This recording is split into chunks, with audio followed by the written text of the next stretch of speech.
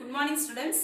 இன்னைக்கு பயோஜுவாலஜில chapter 3 lesson அதாவது reproductive health இனப்பெருக்க நலன் அப்படின்னு சொல்லக்கூடிய சாப்டரை பார்க்க போறோம்.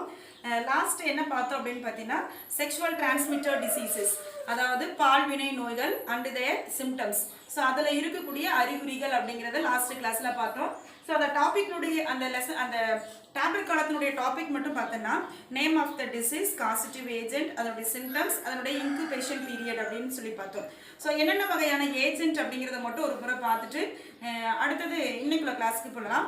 நிசசெரியா கொனேரியா அப்படின்னு சொல்லக்கூடியது, Treponema pallidum, Chlamydia trachomatis, Chlamydia trachomatis, herpes simplex virus, human papilloma virus, hepatitis B virus, human immunovirus, candida albicans, trichomonas vaginalis அப்படின்னு சொல்லக்கூடிய காசிட்டிவ் ஏஜென்ட்ஸ். ஸோ இதன் மூலமாக இந்த ஏஜென்ட் மூலமாக தான் செக்ஷுவலி டிரான்ஸ்மிட்டட் டிசீசஸ் அப்படிங்கிறது பரவுது. ஸோ இதுக்கு முக்கியமான காரணம் மைக்ரோ ஆர்கனிசம் அப்படின்னு சொல்லி பார்த்தோம். என்னென்ன வகையான மைக்ரோ ஆர்கனிசம் அப்படின்னு சொல்லி பார்த்தீங்கன்னா bacteria, fungi, virus, protozoan. So இது எல்லாமே செக்ஷுவலி டிரான்ஸ்மிட்டட் டிசீஸுக்கு ஸ்ப்ரெட் பண்ணக்கூடிய மைக்ரோ ஆர்கனிசம் அப்படின்னு சொல்லி பார்த்தோம். இன்னைக்கு நம்ம என்ன பார்க்கணும் அப்படின்னு சொல்லி பார்த்தீங்கன்னா செர்விக்கல் கேன்சர் பற்றி பார்க்க போகிறோம். அதாவது கருப்பை வாய் புற்றுநோய் அப்படிங்கிறத பார்க்க போகிறோம். Cervical cancer is caused by a sexually transmitted virus called human papilloma virus, HPV. HPV may cause abnormal growth of cervical cells or cervical dysplasia அப்படிங்கிறது. ஸோ அப்படின்னா என்ன அர்த்தம் அப்படின்னு பார்த்தீங்கன்னா செர்விக்கல் கேன்சர்னா கருப்பை வாய் புற்றுநோய் அப்படின்னு சொல்லி அர்த்தம். ஸோ இது எதனால் ஏற்படுது அப்படின்னு சொல்லி பார்த்தோம்னா வைரஸ் மூலமாக ஏற்படக்கூடியது. ஸோ வைரஸ் மூலமாக ஏற்படக்கூடிய அந்த வைரஸ்க்கு என்ன பேர் அப்படின்னு பார்த்தீங்கன்னா ஹியூமன் பாப்பிலோமா வைரஸ், மனித பாப்பிலோமா வைரஸ் அப்படின்னு சொல்லி அர்த்தம். இது கருப்பை வாய் புற்றுநோயை தோற்றுவிக்கிறது. இந்த வைரஸ் மூலமாக தான் செர்விக்கல் கேன்சர் அப்படிங்கிறது ஃபார்ம் ஆகுது அப்படின்னு சொல்கிறாங்க. இதனால இந்த செர்விக்கல் ஏரியாவில் இருக்கக்கூடிய செல்கள் இருக்கும் இல்லையா, அதாவது செர்விக்கல் செல்ஸ் அல்லது செர்விக்கல் டைஸ்பிளேசியா அப்படின்னு சொல்லுவோம். ஸோ இந்த செல்லுன்னு சொல்லலாம் அல்லது டைஸ்பிளேசியா அப்படின்னா பிறழ்வாக்கம். ஒரு நார்மலான இந்த வைரஸ் இன்ஃபெக்ட் பண்ணுச்சு அப்படின்னு சொன்னால் இந்த செர்விக்கல் ஏரியாவில் ஸோ நார்மலான ஒரு அமைப்பில் இல்லாமல் ஸோ அப்நார்மல் கண்டிஷனுக்கு மூவ் ஆகுது. அப்நார்மல் க்ரோத் அப்படிங்கிறது உருவாகுதுன்னு சொல்கிறாங்க. அப்போ அப்நார்மல் க்ரோத் அப்படின்னு சொன்னால் அந்த இடத்துல இந்த டிசீஸ் அப்படிங்கிறது அந்த கேன்சர் அப்படிங்கிறது ஃபார்ம் ஆயிடுச்சு அப்படின்னு சொல்லலாம். ஸோ நெக்ஸ்ட் அப்படின்னு சொல்லி பார்த்தீங்கன்னா அதுக்குள்ள சிம்டம்ஸ். இந்த செர்விக்கல் கேன்சர்ல இருந்துச்சுன்னா என்னென்ன சிம்டம்ஸ் இருக்கும்? ஒரு 3 வகையான சிம்டம்ஸ் கொடுத்துருப்பாங்க. ஃபர்ஸ்ட் சிம்டம் அப்படின்னு பார்த்தீங்கன்னா signs of cervical cancer or pelvic pain. என்ன ஏற்படும் சொல்றாங்கன்னா பெலிவிக் பெயின், பெலிவிக் பெயின் அதாவது இடுப்பு வலி அதிகமாக இருக்கும். பெலிவிக் பெயின் அப்படின்னு அர்த்தம் இடுப்பு வலி அதிகமாக இருக்கும். ரெண்டாவது பார்த்தீங்கன்னா increased vaginal discharge. Vaginal discharge அப்படிங்கிறது கலவை கால்வாய் திரவ மிகை போக்கு. அதாவது அதனுடைய கலவை கால்வாய் பக்கத்தில் நிறையா வகையான ஃப்ளூயிட் அப்படிங்கிறது ரிலீஸ் ஆக ஆரம்பிக்கும். நெக்ஸ்ட் அப்நார்மல் வஜினா ப்ளீடிங், அதாவது இயல்புக்கு மாறான ஒரு இரத்தப்போக்கு அப்படிங்கிறது ஏற்படும். ஸோ இந்த 3 சிம்டம்ஸ் தான் இந்த செர்விக்கல் கேன்சர் இருப்பதற்கான அறிகுறிகள் அப்படின்னு சொல்லி பார்க்கலாம். ஸோ அடுத்த டாபிக் அப்படின்னு பார்த்தீங்கன்னா இந்த risk factors for cervical cancer. So என்னென்ன ஃபேக்டர்ஸ் செர்விக்கல் கேன்சர் வந்துச்சு அப்படின்னு சொல்லி சொன்னால் என்னென்ன காரணிகள் இதை உருவாக்குது, செர்விக்கல் கேன்சரை என்னென்ன காரணிகள் ஃபேக்டர்ஸ் உருவாக்குது அப்படின்னு சொல்லி பார்த்தீங்கன்னா ஒரு 2 வகையான ஃபேக்டர்ஸ் கொடுத்துருக்காங்க. ஸோ ஃபர்ஸ்ட் ஃபேக்டர்ஸ் அப்படின்னு சொல்லி என்ன பார்க்கலாம், having multiple sexual partners. So அதாவது பலருடன் பாலியல் தொடர்பு இருக்கும்போது இந்த செர்விக்கல் கேன்சர் உருவாகுது. ஸோ இதுதான் ஒரு ஃபேக்டர், ஃபர்ஸ்ட் ஃபேக்டர். ரெண்டாவது ஃபேக்டர், இது உருவாகிறதுக்கான ரெண்டாவது காரணி என்ன அப்படின்னு சொல்லி பார்த்தீங்கன்னா second one prolonged use of contraceptive pills. அதாவது கருத்தடை மாத்திரைகளை நீண்ட நாட்களாக பயன்படுத்தணும் அப்படின்னு சொன்னால் செர்விக்கல் கேன்சர் அப்படிங்கிறது ஃபார்ம் ஆகும். ஃபர்ஸ்ட்டு தேவையில்லாத பலருடன் பாலியல் தொடர்பு கொண்டிருக்கும் போது செக்ஷுவல், அதாவது ஹேவிங் மல்டிபிள் செக்ஷுவல் பார்ட்னர், தேவையில்லாத உறவுகளோடு இருக்கும் பொழுது நமக்கு அந்த cervical கேன்சர் அப்படிங்கிறது ஃபார்ம் ஆகும். ரெண்டாவது ஃபேக்டர்ஸ் அப்படின்னு பார்த்தீங்கன்னா prolonged use of contraceptive pills, அதாவது கருத்தடை மாத்திரைகளை நீண்ட நாட்களாக நம்ம யூஸ் பண்ணிக்கிட்டே இருந்தோம் அப்படின்னு சொன்னால் cervical கேன்சர் உருவாக்கும் அப்படின்னு சொல்லி பார்க்கலாம். ஸோ அடுத்தது என்ன அப்படின்னு சொல்லி பார்த்தோன்னா நெக்ஸ்ட் வந்து இதே cervical கேன்சரை எப்படி நம்ம டயக்னோஸ் பண்ணுறது, ஒருத்தருக்கு cervical கேன்சர் இருக்கா அப்படிங்கிறது நம்ம எப்படி தெரிஞ்சுக்கலாம் அப்படிங்கிறது தான் அடுத்த next paragraph. cervical cancer can be diagnosed by a smear, Pap smear அப்படின்னு சொல்லுவோம். கருப்பை வாய் புற்றுநோயை நம்ம தெரிஞ்சுக்கணும் அப்படின்னு சொன்னால் ஹியூமன் பேப்பிலோமா வைரஸ் ரிசர்ச்மெண்ட் அது எடுத்துக்கணும். அதாவது அந்த டெஸ்ட்டுக்கு கொடுக்கணும். ஹியூமன் பேப்பிலோமா வைரஸ் இருக்கா அப்படின்னு சொல்லக்கூடிய ஒரு டெஸ்ட்டு கொடுக்கணும். செகண்ட் அப்படின்னு பார்த்தீங்கன்னா பாப் ஸ்க்ரீம், பேப்னிகலவ் அப்படின்னு சொல்லக்கூடிய டெஸ்ட்டு, அல்லது பாப் ஸ்பீமர் அப்படின்னு சொல்லுவோம், ஸ்மீமியர் அப்படின்னு சொல்லக்கூடிய ஷார்ட் ஃபார்மேஸில் பேப்னிகலவ் அப்படின்னு சொல்லக்கூடிய டெஸ்ட்டை பாப்சீமியர் அப்படின்னு சொல்லுவோம். ஸோ அப்படிங்கக்கூடிய டெஸ்ட்டும் அடுத்து ரெண்டாவது டெஸ்ட் அப்படின்னு சொல்லி பார்த்தீங்கன்னா HPV test, human papilloma virus அப்படின்னு சொல்லக்கூடிய இது ரெண்டும் சேர்ந்து என்ன பண்ணணும்னா டெஸ்ட் கொடுக்கணும். ஸோ இது மட்டும் இல்லாமல் வேறு எந்தெந்த முறையில் டயக்னோஸ் பண்ணலாம் அப்படின்னு சொல்லி ஒரு சில முறைகளை கொடுத்துருக்காங்க. ஃபர்ஸ்ட் எக்ஸ்ரே மூலமாக தெரிஞ்சுக்கலாம், சிடி ஸ்கேன் மூலமாக, எம்ஆர்ஐ மூலமாக, and PET scan may also be used to determine the stage of cancer. So இந்த ஊடகங்கள் வழியாக, இந்த முறைகள் வழியாக கேன்சர் எந்த ஸ்டேஜில் இருக்குது அப்படிங்கிறத நம்மளால தெரிஞ்சுக்க முடியும். அதாவது எக்ஸ்ரே மூலமாக, சிடி ஸ்கேன் மூலமாக, எம்ஆர்ஐ மூலமாக, பிஇடி ஸ்கேன் போன்ற ஆய்வுகள் மூலம் புற்றுநோய் நிலைகளை நம்ம என்ன செய்யலாம், அறிந்துக்கலாம் அப்படின்னு சொல்லலாம். ஸோ இது குணப்படுத்தணும் அப்படின்னு சொன்னால் இப்போ டயக்னோஸ் பண்ணிட்டோம், அதனுடைய எந்த ஸ்டேஜில் இருக்குது அப்படின்னு சொல்லிட்டோம். ஸோ நெக்ஸ்ட் என்ன ப்ராசஸ்க்கு மூவ் அப்புறம் இதை க்யூர் பண்ணணும், இதை குணப்படுத்தணும் அப்படின்னு சொன்னால் ஸோ அதுக்கு என்னென்ன முறைகளை நம்ம யூஸ் பண்ணலாம் அப்படின்னு பார்த்தீங்கன்னா radiation therapy, surgery and chemotherapy அப்படின்னு சொல்லக்கூடிய 3 முறை. ரேடியேஷன் அப்படின்னு சொன்னால் என்ன அர்த்தம், ரேடியேஷன் தெரப்பி அப்படிங்கிறது கதிர்வீச்சு சிகிச்சை முறை, அறுவை சிகிச்சை முறை, அதோடு சேர்த்து வேதி மருந்து சிகிச்சை முறை. ஸோ இந்த 3 முறைகளை பயன்படுத்தினா குணப்படுத்திட முடியும் அப்படின்னு சொல்கிறாங்க. ஸோ இது ஒரு மெத்தட்.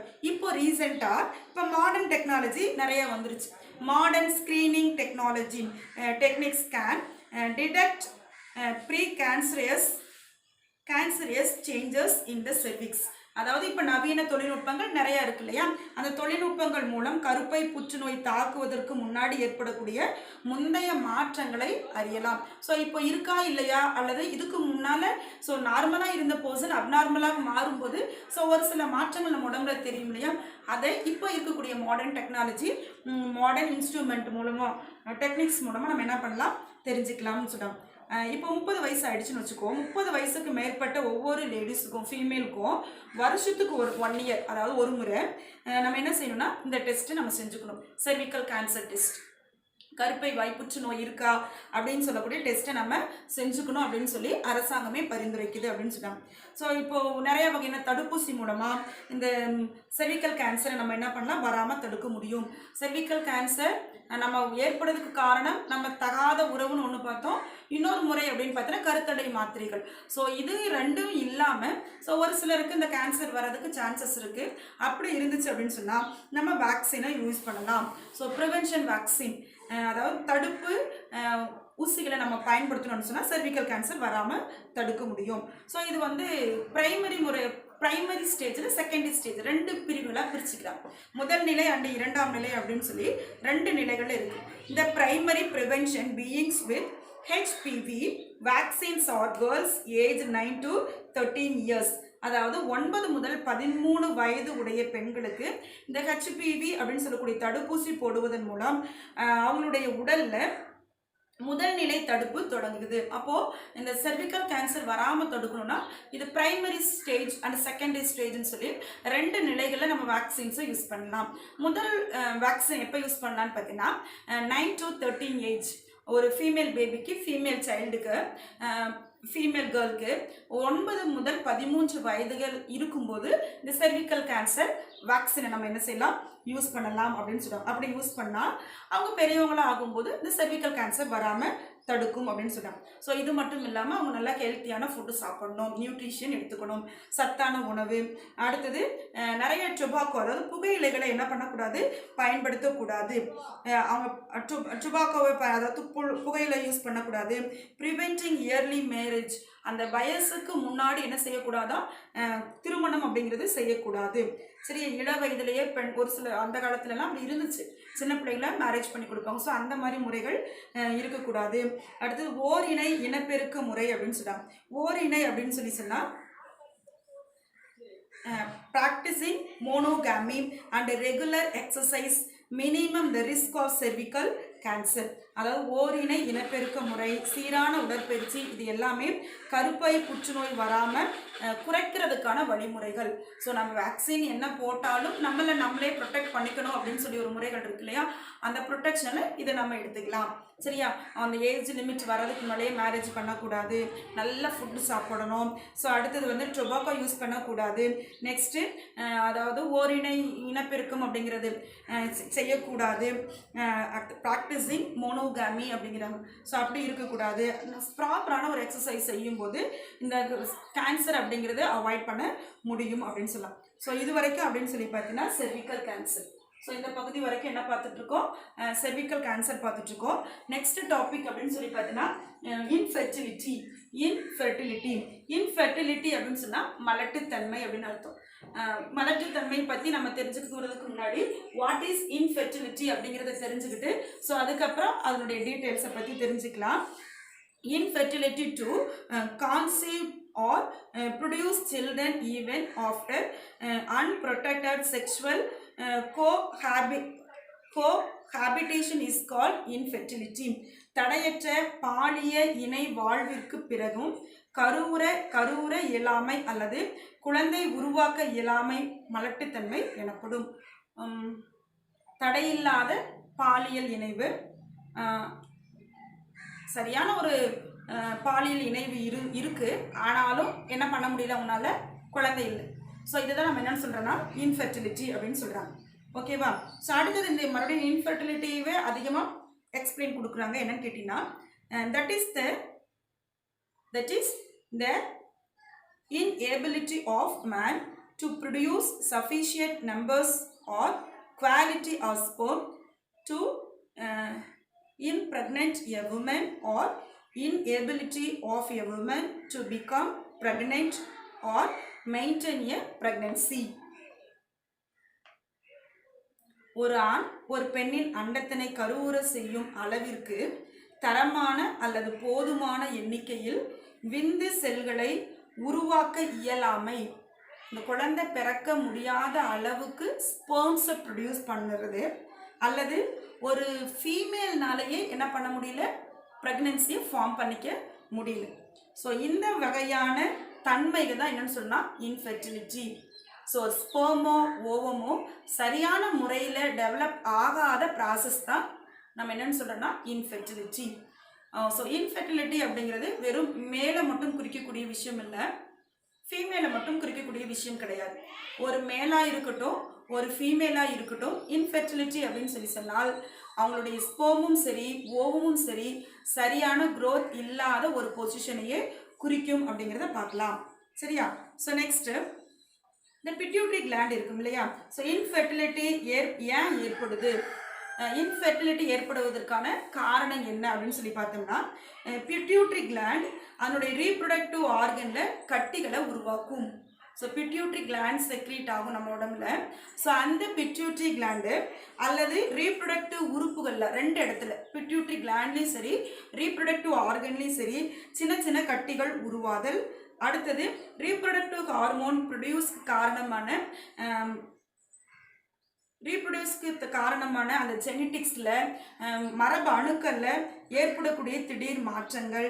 அடுத்தது செர்விக்கல் ஏரியாவில் அல்லது செர்விக்கல் பகுதியில் சரியான வளர்ச்சி இல்லாதது.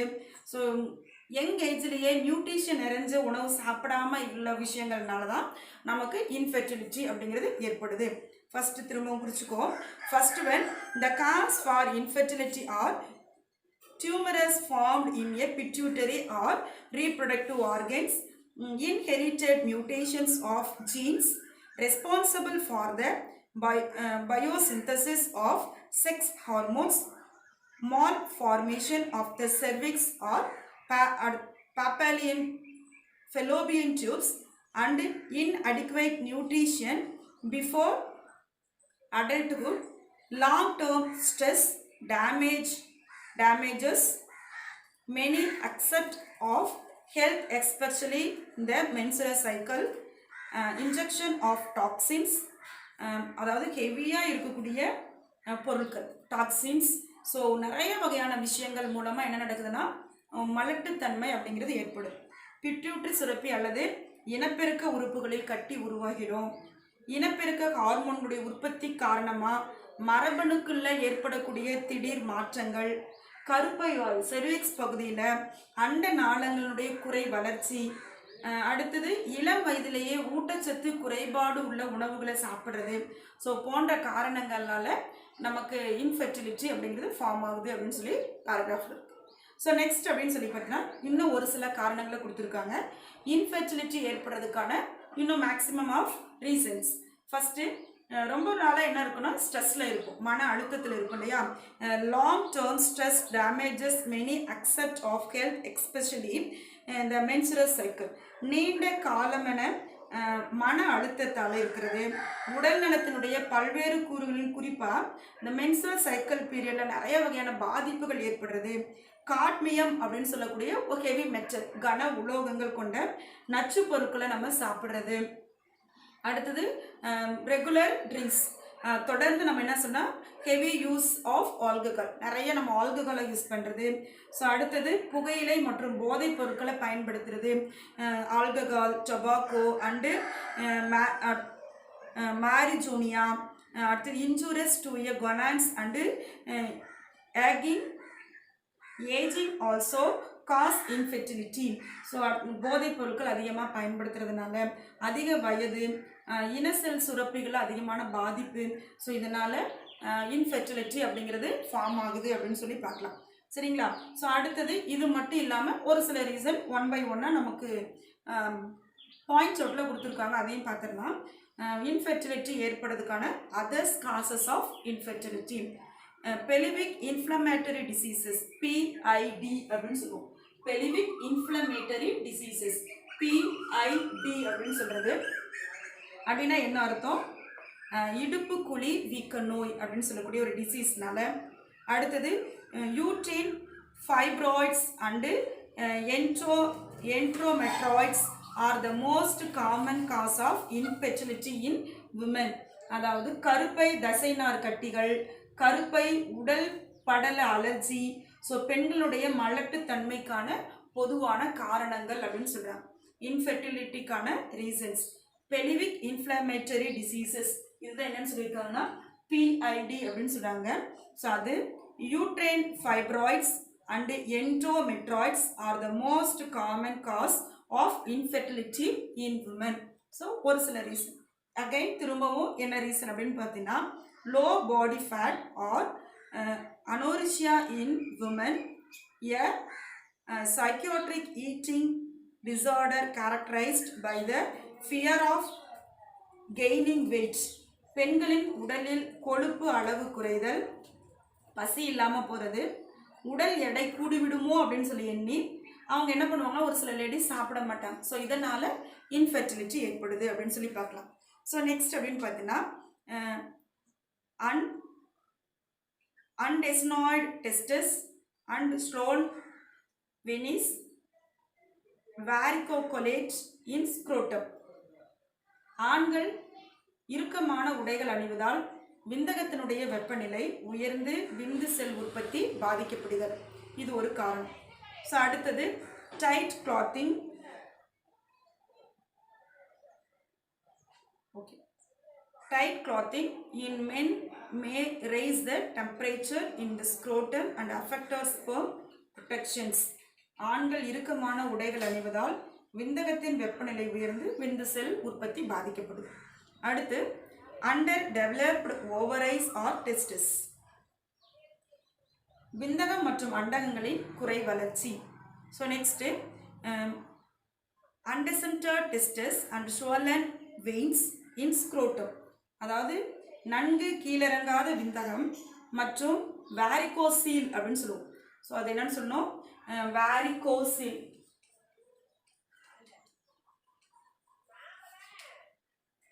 வாரிகோசீல் அப்படின்னு சொல்லக்கூடிய விதைப்பை சிரைகளினுடைய வீக்கத்தினால இன்ஃபெர்டிலிட்டி அப்படிங்கிறது ஏற்படுது அப்படின்னு சொல்லி பார்க்கலாம்.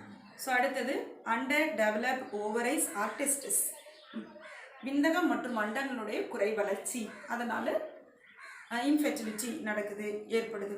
Female may develop antibodies against her partners sperm, அதாவது பெண்களின் தன் வாழ்க்கை துணைவரின் விந்து செல்களுக்கு எதிராக எதிர்ப்பு பொருள் உருவாதல், இதனால் infertility. Next males may develop and auto immune response to the own sperm, ஆண்களில் தங்கள் சொந்த விந்து செல்களுக்கு எதிராக சுய தடைக்காப்பு விளைவு உருவாதல். ஸோ இந்த காரணங்களுக்காக இன்ஃபெர்டிலிட்டி அப்படிங்கிறது ஃபார்ம் ஆகுது அப்படின்னு சொல்லி பார்த்தோம். சரியா? ஸோ இது வரைக்கும் நம்ம என்ன பார்த்துட்ருக்கோம் அப்படின்னு சொல்லி பார்த்தீங்கன்னா, செர்விக்கல் கேன்சர்னா என்ன, இன்ஃபெர்டிலிட்டி என்ன, அந்த இன்ஃபெர்டிலிட்டிக்கான காசஸ், அதர் காசஸ் என்னென்ன அப்படிங்கிறத நம்ம இது வரைக்கும் பார்த்துட்ருக்கோம். ஸோ அடுத்தது என்ன டாபிக் பார்க்கணும்னு பார்த்தீங்கன்னா, அசோசியேட்டட் ரீப்ரொடக்டிவ் டெக்னாலஜி, ஏஆர்டி அப்படின்னா என்ன? ஏஆர்டி அசிஸ்டட் ரீப்ரொடக்டிவ் டெக்னாலஜி, அதான் என்னன்னு சொல்லணும்னா ஏஆர்டி அப்படின்னு சொல்லுவோம், இனப்பெருக்க துணை தொழில்நுட்பங்கள். ஸோ இனப்பெருக்க பகுதிகளில் துளைவிட்டு ஸோ அதன் மூலமாக என்ன செய்யறோன்னா நம்ம குழந்தை பிறப்பை ஏற்படுத்துறது தான். ஸோ இந்த டெக்னாலஜி நம்ம என்னன்னு சொல்கிறோன்னா ஏஆர்டி அப்படின்னு சொல்லுவோம், அதாவது அசிஸ்டட் ரீப்ரொடக்டிவ் டெக்னாலஜி அப்படின்னு சொல்கிறது. அப்படின்னா என்ன? இனப்பெருக்க துணை தொழில்நுட்பங்கள்.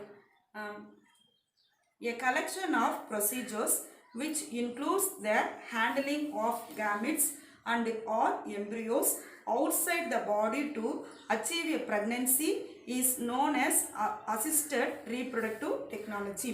So முதல்ல நம்ம என்ன அப்படிங்கறத பார்த்துக்கலாம். What is assisted reproductive technology அப்படின்னா என்ன அப்படிங்கறத பார்த்துடலாம். இன செல்கள் சொல்லுவோம் அல்லது கருமுட்டைகள், இதை உடலுக்கு வெளியில நம்ம உடல்ல இருந்து எடுத்து அது வெளியே வச்சுக்கிட்டு ஸோ அந்த இன செல்கள் மூலமாக கர்ப்பம் அடைய செய்கிறத நம்ம என்னன்னு சொல்கிறோன்னா ஏஆர்டி அப்படின்னு சொல்கிறது. ஸோ இது ஒரு நம்ம மருத்துவ முறையில் நம்ம பார்க்கக்கூடிய ஒரு விஷயம். இது வந்து ஆண் இனச்செல் பெண் இனச்செல் உடல் உட்செல்லுக்குள்ளே இணைவது கிடையாது, உடலை விட்டு வெளியே நடக்கக்கூடிய ஒரு டெக்னாலஜியாக பார்க்குறோம். சரியா? ஸோ அடுத்தது இது மலட்டுத்தன்மையுடைய தம்பதிகள், இது யாருக்கு செய்வாங்க அப்படின்னா குழந்தைகள் பிறக்க முடியாமல் இருக்காங்க இல்லையா? ஸோ அந்த குழந்தைகள் பிறக்க முடியாமல் இருக்கக்கூடிய it increase the change of pregnancy in infertility couples, இனப்பெருக்கம் செய்ய முடியாத தம்பதியினிடத்துல தான் இந்த டெக்னாலஜி நம்ம யூஸ் பண்ணலாம். ஏஆர்டி அப்படிங்கிறது includes intra uterine insemination. So ART அப்படின்னா என்னன்னு சொன்னால் இன்ட்ரா யூட்ரின் இன்செமினேஷன், IUI அப்படின்னு சொல்லக்கூடிய முறை. In vitro fertilisation, in vitro ஃபெர்டிலைசேஷன்னா IVF அப்படின்னு சொல்லக்கூடிய முறை. எம்ப்ரியோ டிரான்ஸ்ஃபர் அப்படிங்கிறது எம்ப்ரியோ டிரான்ஸ்ஃபர் ET அப்படின்னு சொல்லக்கூடிய ஒரு ப்ரொசீஜர், ஒரு முறை. அடுத்தது ஜைகோட் இன்ட்ராஃபெலோபியன் டிரான்ஸ்ஃபர், ZIFT அப்படின்னு சொல்லக்கூடிய ஒரு முறை. So next gamete intrafallopian transfer, GIFT அப்படின்னு சொல்லக்கூடிய ஒரு முறை. அடுத்தது ப்ரிப்ளனேஷன் ஜெனட்டிக் டயக்னோசிஸ், PGD அப்படின்னு சொல்லக்கூடிய ஒரு முறை. ஸோ அடுத்தது ICSI, அதாவது இன்ட்ராசைட்டோபிளாஸ்மிக் ஸ்பெர்ம் இன்ஜெக்ஷன், அது. அடுத்தது preimplantation genetic diagnosis, oocyte and sperms donation and surrogacy அப்படின்னு சொல்லக்கூடிய ஒரு டைப். அப்படின்னா என்ன அர்த்தம்? ஸோ இப்போ உடலுக்கு வெளியில் நம்ம இனப்பெருக்கம் செஞ்சு ஸோ அந்த தம்பதிகளுக்கு குழந்தைகளை உருவாக்கக்கூடிய அந்த டெக்னாலஜி தான் நம்ம என்னென்னு சொல்லலாம் ஏஆர்டி அப்படின்னு சொன்னோம். ஸோ இது எந்தெந்த முறைகளை செய்கிறாங்க? தொழில்நுட்பம் கருப்பையினுள் விந்தணுக்களை செலுத்துதல், ஒரு ஃபீமேலினுடைய யூட்ரஸ்குள்ள ஸ்போமை இன்க்ளூட் பண்ணுற முறை தான் IUI அப்படின்னு சொல்லுவோம். அதாவது இன்ட்ரா யூட்ரைன் இன்செமினேஷன் அப்படின்னு சொல்லுவோம். அடுத்தது உடலுக்கு வெளியே கருவுற செய்யக்கூடிய அந்த ப்ராசஸ் தான் IVF அப்படின்னு சொல்றது. உடலுக்கு வெளியே அப்படின்னு சொன்னால் ஸ்பெர்மையும் ஓவையும் எடுத்து ஸோ அதை என்ன செய்வாங்கன்னா அதை வந்து அதை ஃபார்ம் பண்ணி அதன் மூலமாக பேபியை ஃபார்ம் பண்ணுறதா IVF அப்படிங்கிறது. நெக்ஸ்ட் அப்படின்னு சொல்லி பார்த்தீங்கன்னா ZIFT அப்படிங்கிறது கருமுட்டையை அதாவது ஓவத்தை எக்கை அதாவது ஓவத்தினுடைய அண்ட நாளத்துக்குள்ளே செலுத்துறதா ஸோ ZIFT அப்படிங்கிறது. ஸோ அடுத்தது இன செல்களை எடுத்துக்கிறோம், கேமிட்ஸ் எடுத்துட்டு அண்ட நாளத்துக்குள்ளே செலுத்தக்கூடிய அந்த முறைகளை தான் GIFT அப்படிங்கிறது. அடுத்தது ET கரு இடமாற்றம், எம்பிரியோ டிரான்ஸ்ஃபர் பண்ணுறது. ஸோ அடுத்தது ஸ்பெர்ம் செல்லை சைட்டோபிளாசத்துக்குள்ளேயும் ஸோ சைட்டோபிளாசத்தினுடைய ஸ்பெர்ம் செல்லை நம்ம என்ன செய்யணும் அப்படியே ஸ்பெர்ம் செல்லை எடுத்து சைட்டோபிளாசத்துக்குள்ளே இன்ஜெக்ட் பண்ணுறது தான் ICSI அப்படின்னு சொல்லக்கூடிய முறை. அடுத்து கரு பதிவுக்கு முன்னாடியே அதனுடைய ஜெனட்டிக்ஸை ஜீன்ஸனுடைய குறைகளை கண்டுபிடிச்சு ஸோ அதை நம்ம சரி பண்ணக்கூடிய அந்த முறையை தான் என்னென்னு சொல்லணும்னா அந்த முறை தான் GIFPGD அப்படின்னு சொல்லக்கூடிய முறை. அடுத்தது அண்ட செல்லு விந்த செல்லு தானம் பண்ணி ஸோ வாடகை தாய் மூலமாக கருத்தரிக்க வைக்கிறதா ஸோ லாஸ்ட் இருக்கக்கூடிய அந்த முறைகள். ஸோ இந்தந்த முறைகளை நம்ம என்ன செய்யலாம்னா இந்த அசிஸ்டட் ரீப்ரொடக்டிவ் டெக்னாலஜி இப்போ இருக்கக்கூடிய ART டெக்னாலஜியை இந்தந்த முறைகளை நம்ம என்ன செய்யலாம் கருத்தரித்தல் அப்படின்னு சொல்லக்கூடிய ஒரு முறைகளை ஃபார்ம் பண்ண முடியும். ஸோ அடுத்தது பார்த்தீங்கன்னா அதில் நிறைய முறைகளை சொன்னோம். இந்த ARTல நிறைய முறைகளை சொன்னோம். ஒவ்வொரு முறைகளிலும் என்னென்ன செய்வாங்க, ஒரு பேபி உருவாகணும் அப்படின்னு சொன்னால் ஒவ்வொரு டெக்னாலஜிலையும் ஸ்பெர்ம் என்ன செய்வாங்க, ஓவம் என்ன செய்வாங்க அப்படின்னு சொல்லக்கூடிய விஷயங்களை தான் பார்க்க போகிறோம். சரிங்களா? ஸோ நெக்ஸ்ட் கிளாஸில் அப்படின்னு சொல்லி பார்த்தீங்கன்னா இதனுடைய டைப்புடைய எக்ஸ்பென்ஷன், அதனுடைய எக்ஸ்பிளனேஷன், என்னென்ன முறைகளில் நடக்கும் அப்படிங்கிறத லாஸ்ட் கிளாஸில் பார்க்கலாம். தேங்க்யூ.